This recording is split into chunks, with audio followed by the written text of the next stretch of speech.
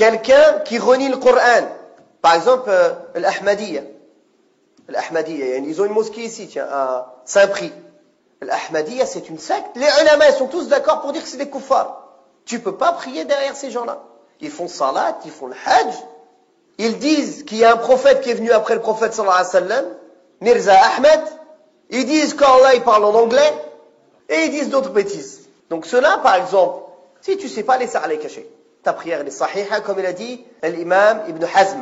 Il a dit, si tu as prié derrière quelqu'un, après tu t'es rendu compte qu'en fait c'était un kafir, ou murtad, ou etc. Tu ne reprononces pas ça. Pourquoi? Parce qu'au moment de prier derrière lui, tu ne savais pas. Tu as cru que c'était un musulman. Toi, il ne t'est pas demandé d'aller poser des questions à chaque imam. Si on est dans un pays musulman, le ministre des Affaires religieuses, lui, c'est son travail. De voir qu'est-ce qu'il fait l'imam, qui est l'imam dans la mosquée, est-ce qu'on peut le laisser. Walakin al-mastour al-hal, celui dont son état il est caché, tu sais pas. Zahiruhu muslim. De l'extérieur, tu vois que c'est un musulman. Tu n'as pas à aller chercher les détails. Ni demander c'est qui, ni c'est quoi, ni ce qu'il croit. Si après tu t'es rendu compte que c'est un rafidi, quelqu'un qui dit que Sahaba c'est des kuffars, ou yasub à Aïcha, et qui dit que le Coran il n'est pas réel, comme le Shia, que le Coran qu'on a aujourd'hui c'est pas le Coran, alors tu ne pries plus derrière lui. Rafida, déjà leur vrai nom c'est Rafida, c'est pas des Shia. Ils ont refusé. Quand un des descendants de Ali ibn Abi Talib, ils ont été le voir et lui ont demandé, qu'est-ce que tu penses d'Abu Bakr et Omar? Il a dit, mon père, il disait que c'était les meilleurs des gens. Rafadou, ils ont refusé. Alors, summu min dhalika al-yawmi rafida. Ceux qui refusent la réalité. Pourquoi on ne dit pas que c'est des musulmans? Premièrement, ils disent que le Coran qu'on a ici, c'est pas le Coran. Ils disent qu'il manque des choses là-dedans. Eux, ils disent que le Coran qu'on a ici, c'est pas le vrai Coran. Donc, celui qui dit que ce Coran-là, c'est pas le vrai Coran, kafir. Parce que ça, c'est le Coran qui nous a été transmis du prophète sallallahu alayhi wa sallam vers les sahaba, etc. Celui qui dit ça, c'est comme s'il mettait en doute la parole d'Allah. Inna nahnu nazzalna dhikra wa inna lahu lahafidhun.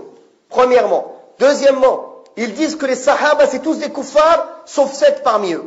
Alors qu'Allah, dans le Coran, il a dit radiyallahu anhum wa radu anhu. En disant ça, ils ont démenti le Coran. C'est comme s'ils disaient Allah, c'est un menteur. Parce qu'Allah, il a dit radiyallahu anhum wa radu anhu. Eux, ils disent non. Ma radiyallahu anhum. C'est des kuffars. Donc, en disant cela, ils démentent le Coran. Troisièmement, ils insultent la mère des croyants Aïcha radiyallahu anha. Et ils lui disent des choses graves sur elle.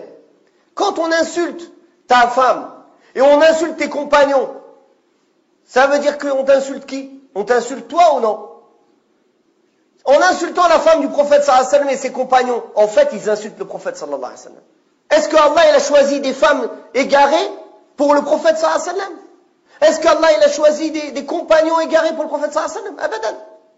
Quatrièmement, les Shia yastaghithuna bi Ali wal Hassan wal Hussein min dunillah. Ils demandent à autre qu'Allah. Ils disent Ya Hussein, Ya Ali. Ils ne demandent pas Ya Allah. Et Shia, ils sont plusieurs sortes.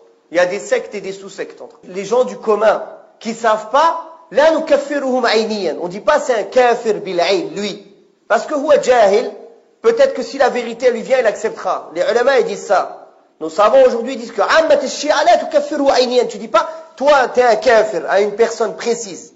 Mais tu dis, shi'a ammatan, en général, les shi'a, c'est des kuffars. Mais leurs ulama, c'est des kuffars. Parce qu'ils savent ce qu'ils font et ils refusent avec connaissance. Et eux, dans leur discours officiel, ils disent que, soi-disant, on est des frères, etc. Mais si tu lis leurs textes et leurs écrits, ils ont des textes que si un mur il tombe sur un sunni, tu dois pas le prévenir, tu dois laisser tomber le mur sur lui. Nous, on dit que même si le mur il tombe sur un âne, on doit sauver l'âne. Alors qu'est-ce que tu dis d'un être humain? Que ce soit un kafir, ou que ce soit un musulman, ou que ce soit un chrétien ou un juif, on va le sauver. Eux, ils disent, si le mur il tombe sur un sunni, tu laisses le mur tomber sur lui, s'écrouler sur lui. Tu vas pas le sauver. Et encore d'autres. Donc si on sait que par exemple c'est une mosquée, dans une mosquée c'est une mosquée de Shia, on prie pas dedans. On va pas prier avec eux, derrière eux. Si t'as pas trouvé d'endroit, tu pries tout seul, salatuka sahiha. Si pendant la prière, tu te rends compte que c'est un kafir qui préside, tu mets l'intention que tu pries tout seul. Tu vas faire les gestes en même temps qu'eux, mais tu fais tous les piliers, toutes les obligations seul. Comme si tu priais tout seul, même si tu es dans le rang.